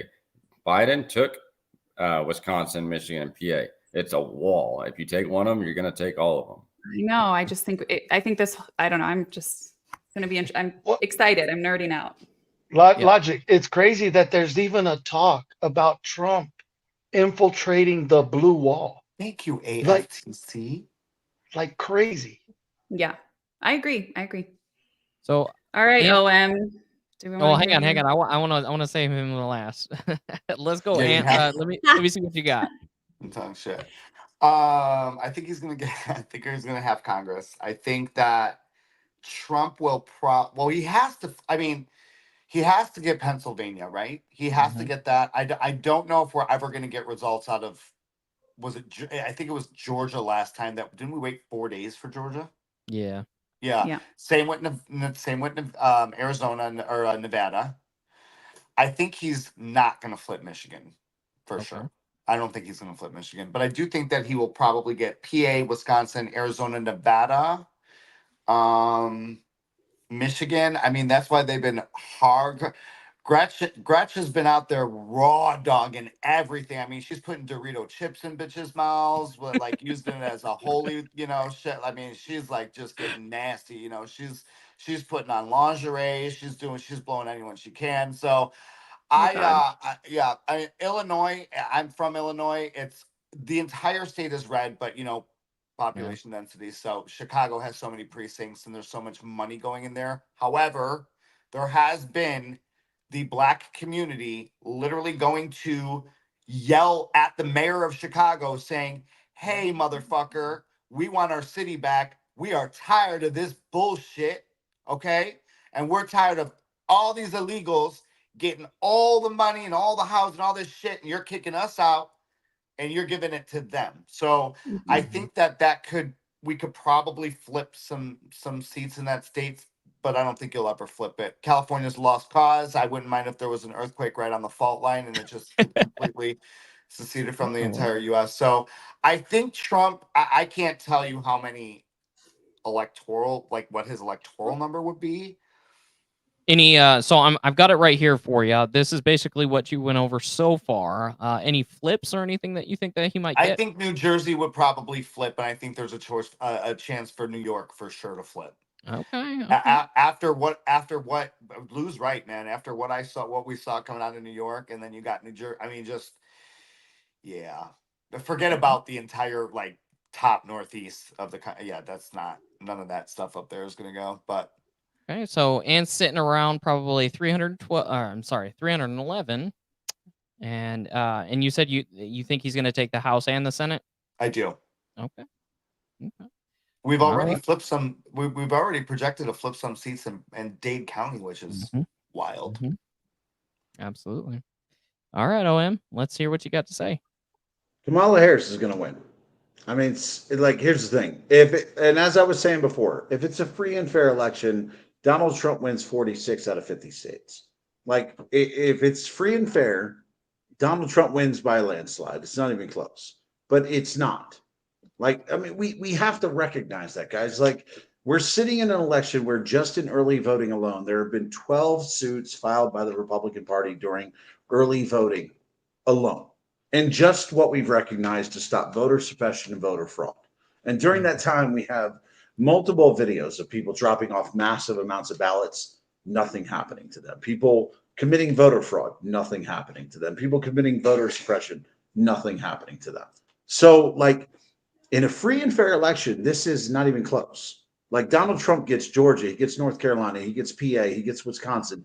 He might not get Michigan. He gets Arizona, he gets Nevada. This is not even a contest, right? But here we are in a scenario where Maricopa County in Arizona, the largest county in Arizona, says they're going to need anywhere from 13 to 18 days to count the votes.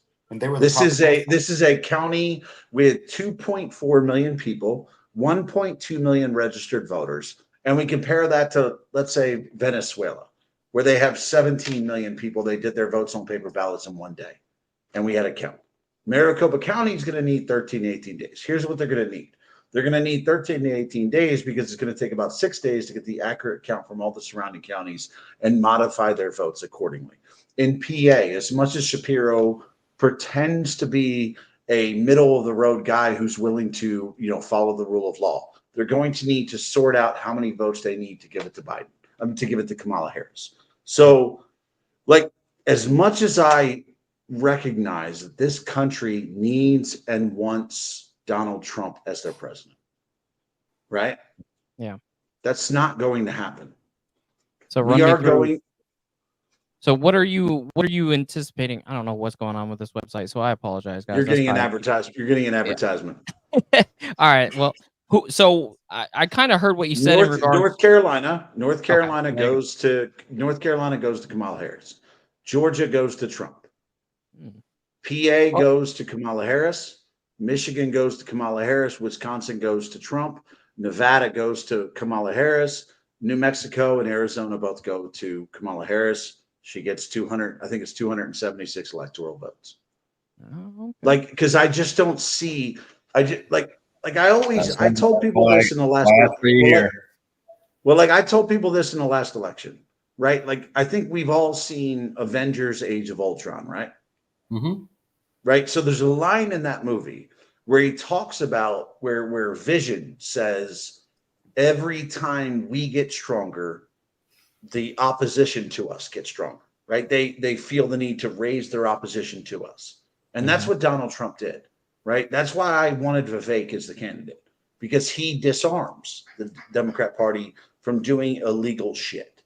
Because you can't come at him and say he's a white nationalist, because he ain't white. You can't come at him and say he's a Christian nationalist, because he's not Christian. You can't come at him and say nothing. You can't call racism because the dude's brown, right? You ain't got nothing on him. But when you put Donald Trump there, what you do is you enable the Democrat Party to feel comfortable doing whatever they need to do to keep this fascist, racist Nazi out of the presidency, right?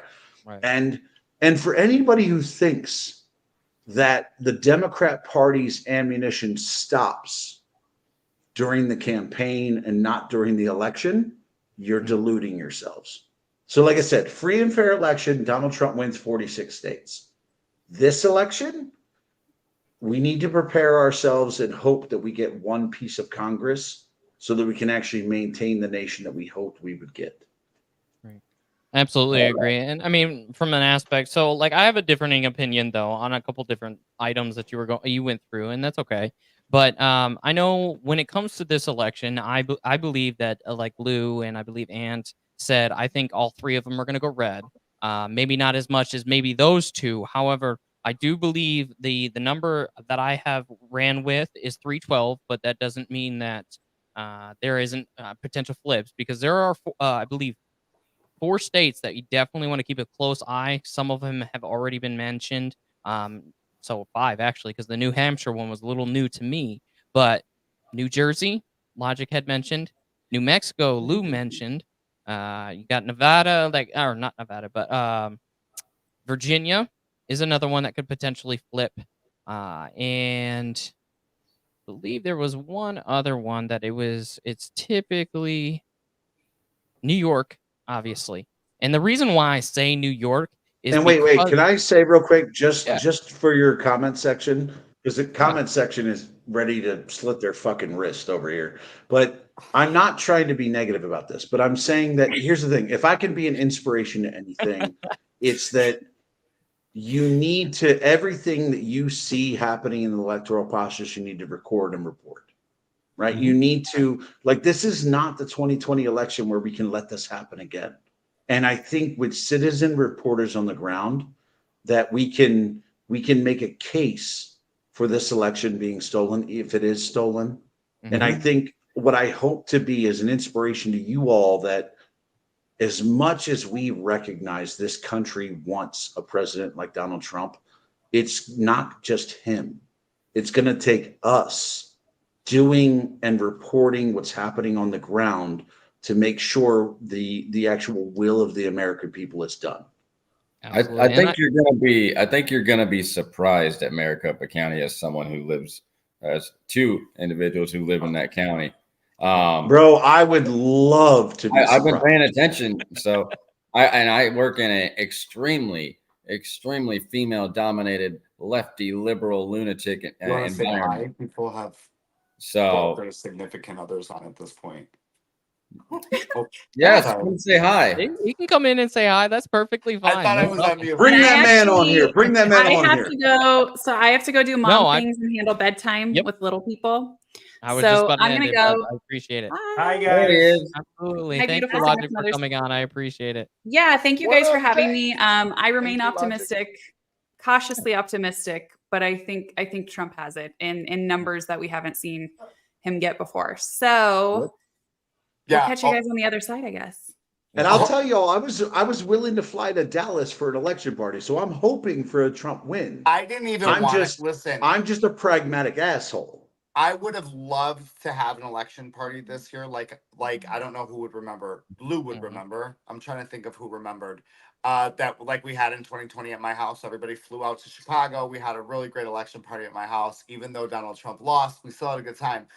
I really just wanted to be at home with my family because I was just like, I need, like, I've heard very similar coming out of people that I really respect in politics say the same thing that older millennials said. The difference between older millennials and myself is I'm trying to keep you guys from not jumping off of a bridge. That's He fair. doesn't give a fuck. He feels the entire energy. He's actually Take a throwing swim. you. Take No, a swim. I'm just kidding. No, he's a realist. I fucking respect that about him so much. I think that though this time around is, and how do I say this without seeming like I'm an insurrectionist? We can't be silent and just go back to our swimming pools and our pickup trucks. Like we literally, like y'all can't just be like, ow, and then bitch about it for another 4 years. Like that's what always happens. The United States is so comfortable in their little ways, and then they have their little playground in the backyard and they're fine. And the thing is like conservatives, like we're always like, but we have to go to work. We can't be mean to people. No, you need to be mean. Like you need to confront these people. Like stop it. Stop this. Oh, but I have to go. Well, then you can't bitch. Yep. I Yeah. literally was just saying And that let me- today. let And me I'm like, say, Just 100%. as you can't get vaccinated and then spend the next 5 years bitching that you got vaccinated, saying you were forced. No, and let me say you that chose to comply, and now you bitched for 4.5 years, which is fine that you did it. I'm not saying I'm bashing you for getting it, but you cannot no longer bitch about it. So do something about it then. Fucking use your mouth. and let me say, That's like, all I'm going to say without the being Amer- adjacent. as a former Yeah. member of the American intelligence community, I can tell you this, that we have admitted to engineering 27 elections in foreign countries.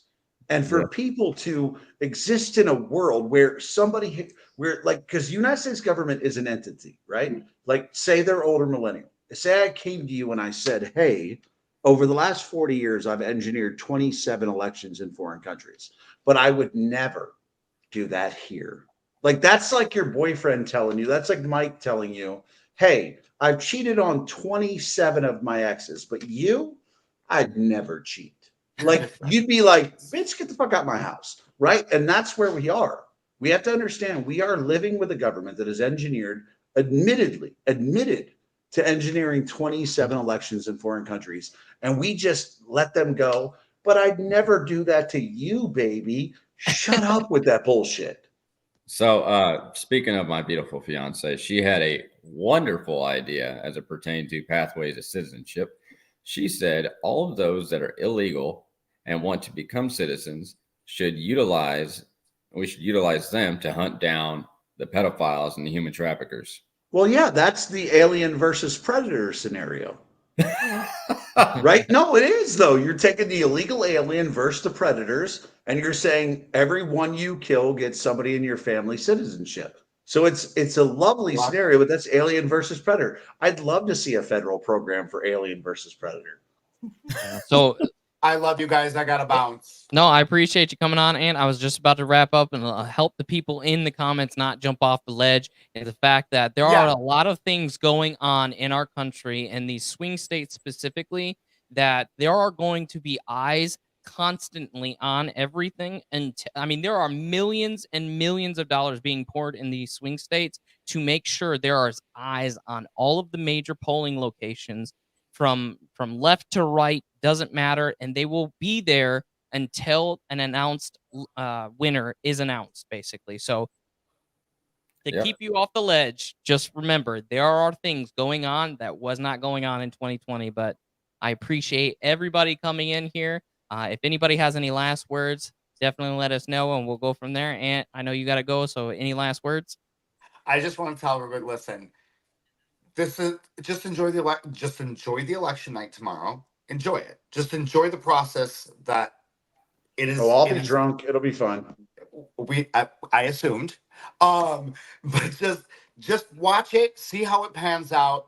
We will get through anything that does happen, but we can't do the what ifs all day tomorrow and be like, I'm so worried, and get the messages out. And I'm so worried. I'm worried that I won't shit myself. So it's like, what are we going to do? We have to watch, see what happens. I'm probably going to buy a new TV once Black Wednesday hits, because I'm going to throw all kinds of shit at my TV tomorrow. I know it. Ant says Joe's out of pocket. That's why I'm making sure that I'm in front of somebody else's TV when this happens. But no, but he's 100% right, because here's the thing people have to think about, really. Like, and here's the consideration I make to a lot of people, that America, like, we didn't become, like, I look at America as an obese person, right? Like, we didn't become the problem we are 4 years. Like, it didn't take us 4 years to get fucked up, right? And we're not going to fix it in 4 years, right? No. So Donald Trump is the first step in the solution. Donald Trump is the stop eating fast food part of our problem. He is the start working out once a week part of our problem. And the American people have to understand that we have to become the millennial generation, the Gen X and millennials. We have to recognize that we are the plant the trees whose shade we will never enjoy generation. Whereas we want to be the change the world, go to Mars. That's what we thought when we were young, right? That was the generation we were going to be. Now we need to be the plant the trees whose shade we'll never enjoy type of generation. And that, if we don't accept that role, we will be forever locked into trying to make sure our lives are comfortable, and we will doom future generations. Very true. Hey, Ant, I just want to let you know, brother. Yeah, I got you in my prayers, man. You and James. When I saw your post about Mambo, bro, it broke my heart. It broke my heart. You knew Mambo really well. Yeah, man. That was my road dog, man. Older millennials met Mambo. Yeah, and this is the first day because literally, and not to get into like personal dudes, but like literally, like he passed, we put him down, and then I left. We were like, I got to get the fuck out of here. Like we were sobbing, crying, like ugly mess all day. And then I haven't been back without Sounding him like gay here guys. until today. Yeah, it's like the only gay thing that ever happened around here. No, we love you, brother. Like, hey, we love you, we love him, and we know the loss you're feeling. And look, here's the thing: there's no replacing that. But you know, you've been a true hero, still fighting through that to make the videos, to make the content you're doing. I know the pain you're feeling. I've experienced the pain you're feeling, and the fact that you're fighting through that and still doing what's good for America, even with that, it's applaudable, man. Thank you. I love all of you. You guys are literally like what makes me want to continue to do what we do. Like it's, you know, and I met so many great patriots in Utah, and they're like, I know that you think that, you know, I know you don't know us, but we know you because we followed you. And I'm like, no, but you don't understand. Like, I feel like I do know y'all too. Like I do feel like I know everybody in the comment sections that I've never met in person, because we all do want what I love you too, Christy Gaines. We do want what's best for the country. And I think we all kind of have the same common sense thought process. So like when we do eventually meet y'all or each other, it's like we've known each other for 100 years, right? We're all just like, yo, this, that, and the other. So thank you. That means a lot. And I'm very blessed to be. I always say to everybody online, they're like, why haven't you made a video about this? I'm like, well, because older millennials got this one, or Shipwreck has this one, or Lou's got this one. It's because we kind of, it's not your average newsroom. It's kind of, we are all counterparts in a big newsroom called the internet.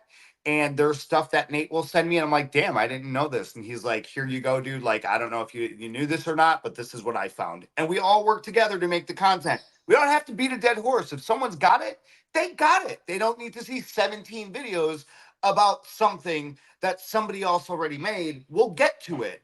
Yeah. But you guys are all the counterparts in this great country that we call the United States of America. Absolutely. Sure, Thank you we so love much, you, man, man. for coming on. Yes, thank you.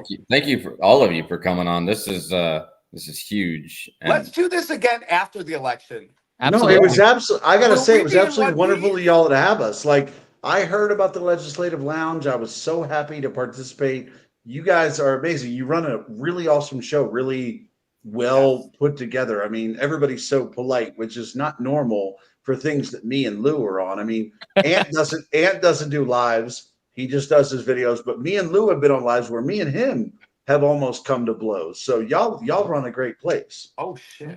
man, Well, I mean, Yum. the thing is that that's what makes us awesome, to be honest with you. Because even though we may disagree on certain things, there's other things we agree on. Like look, I agree like with that. obviously Ant likes kissing James.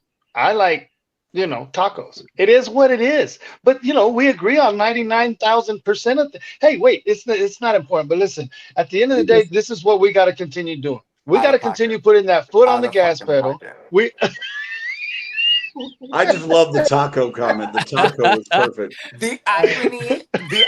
Oh, I'm sorry. I can't go like this because it'll get picked apart by conspiracy theorists. The irony in this is that, Lou, I'm pretty sure that we've pecked before, and Joe, I'm pretty sure that's happened before as well. Just because we've said hi to each other, we're like, Yeah, it's all good. Hey, I think we kissed one Wait, time in Longview. It ain't no secret. I'm Yeah, trying yeah. to give Harry a good screenshot. Hold on, wait. I'm trying to give Harry and Dean a good screenshot. Oh oh Lord. God, no, I'm not doing that. You know, you see their boy band picture? Oh, Oh, my yeah. God, yes. Oh my God, Yeah. it was like four. I Like, will here's the say- thing. Like, They started a new boy exactly. band. It was called Covered in Cum. It was a great boy Oh band. Jesus! Lord. No, I no, will Lord. say, Okay. I will say one thing kind about the liberal content creators, the young liberal content creators. This is what I will say. It is good to see young people so involved in politics. They might not be doing it the right way. Mhm. What? Oh, no, shut up. I'm trying to make No, hold on. I got that dog twitch to my head. When people say something weird, my fucking head twitches. Here's the thing. With those 4 people, it's not good to see young people involved in politics when they're uneducated. Those 4 people aren't involved in politics. Like a good example, I'll run through them real quick. Harry Sisson, paid through the FEC through Act Blue and Midas No, Touch. we That's why he's know doing all what he that. does. Hold on. No, we're going to run through it. Parker, caught that motherfucker doing the Nazi salute, have posted about it. He still won't respond. Dean was a conservative before he found out he could make more money through being a liberal. And then the last, and then who's the last one? Chris? It's Chris Mallory. Chris was, first of all, the fact that he was an alcoholic and went through recovery before he was even legally allowed to drink. That man is Bible, because no matter his associate with his friends, he still can't break 200,000 followers on TikTok because he doesn't truly believe it. So what you have is you have a Bible Harry Sisson. You have a Parker who's trying to escape his Nazi roots. You have a Dean who is viable 100%. He will go wherever the money is. And then you follow it with Chris, who's like the neglected child who gets beat once in a while. Like that, I'm not excited about seeing young kids involved in politics. Yeah. Okay, not those young kids, but young kids. But the young people I'm excited about politics is Praxis Ben, a brilliant young mind on TikTok who is dedicated to shitting directly in the mouth of socialism on a daily basis, right? That's the people I'm excited about. But when it comes to bought people, fuck each and every one of those little beta soy bitches. I'm so, like, I don't want to honor them because they are bought where they are. No, but I don't want to say they're not involved in politics. They're involved in being bought. And here's the thing. There are plenty of 12-year-old kids out there who aren't even on the American rolls who are being bought for ass play. So that's exactly what these boys are. Oh, fuck. Well, I don't know enough about. So this is how much I don't know. I don't give a fuck about them at all to know any of that, what you just said. All I know is that they're paid. So that's it. Either way, yeah. Well, But we ready to wrap it up? Yep, we're gonna wrap up. I think Lou had one last thing. I want him to talk, and then we'll go ahead. We appreciate you guys. I just want to say something real quick in regards to the Democrat Party's tactics. An overseer, what is their job? The most hate we have ever gotten back then was from white liberals. They no longer have sway in our community anymore. It is now liberals from our very own community because they have some level of commonality with us, right? But here's part of the problem with that. Is because they have that commonality, they can turn around and be the new overseer of the Democrat Party. Make sure you're towing the line. Make sure you're staying in check. Make sure you're not waking other people up from being a free thinker out here. But at some point, more people are waking up to that fact. And I don't care if people stay on the left if they're educated, because what works for me may not work for them. And that's all fine and dandy. I'm not against anybody and your beliefs, because I know what my core values are. I know how I was raised. I just call out the bullshit in regards to, if you're going to piss on my leg, don't try to convince me it's rain. But what I'm going to start doing after the election is I'm just going to host lives of nothing but conservatives. I don't want to have any input from any liberals, because at the end of the day, I want to make this party stronger. I want to make my ladder stronger. And every step of that ladder and the side rails that keep that ladder together, I want to be unified and moving forward, because that's what Trump's been all about. That's what he has been all about with us in regards to that. Anytime you have a discussion with the liberal who is going to try to use his narcissistic tendencies to gaslight you, it is meant to distract you from you getting stronger. But so I'm going to keep doing. Talk to them. I don't even talk to them. Yeah, well, because how we host lives on TikTok, and I'm going to start doing a whole lot more content over on X, because I can't even go live for 7 minutes on TikTok anymore. It's just ridiculous. But I mean, It is what it is. Either way, I just want to have the. That's what you get when you have the overseer, Barry and Michael. Yeah, and that's my thing, right? So you had Magic Johnson come out, all right, Aunt, be careful, brother. I love you guys. Later, brother. Love you too, bro. You had all these individuals, right, in Hollywood, the professional athletes, Barack Obama, Joe Biden, right, Michael, Obama, all these. You had all these individuals just come out and chastise you because you're thinking for yourself. There's a huge problem with that, because the Democrat Party forgot slavery ended a long time ago. The Democrat Party does not own anyone's vote, free will, and their way of thinking, nor do they own their support of who they want to support. So with that being said, I'm going to keep calling that out, but I want to work with more conservatives throughout the country to see how it is that I may be insightful or helpful to benefit your community a whole lot better, because we already know my neighborhood, I got Democrats that live right across the street from me. But anytime they need anything, they come to my house. The kids come to my driveway and play basketball, regardless of what their parents' political affiliation is. Then I'm working on the city level, the state level, and the federal level. But I do that in the manner I do it for a reason, because I know what's more important. With that being said, thank you guys for inviting me on here, man. You guys are my brothers, sisters. Y'all know what it is. And if there's hey, what anything I he can help said, with, reach out. and what he said, hey, in 2 years, I will be running for Congress myself.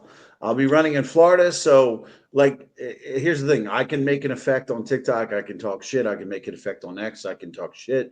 I make effect everywhere I go. I can talk shit. But the benefit is, if you'd like to see me talk shit in Congress, if you'd like to see me in the United States Capitol on the steps, telling AOC she looks like a, never mind. We'll let it go. It'll be there then.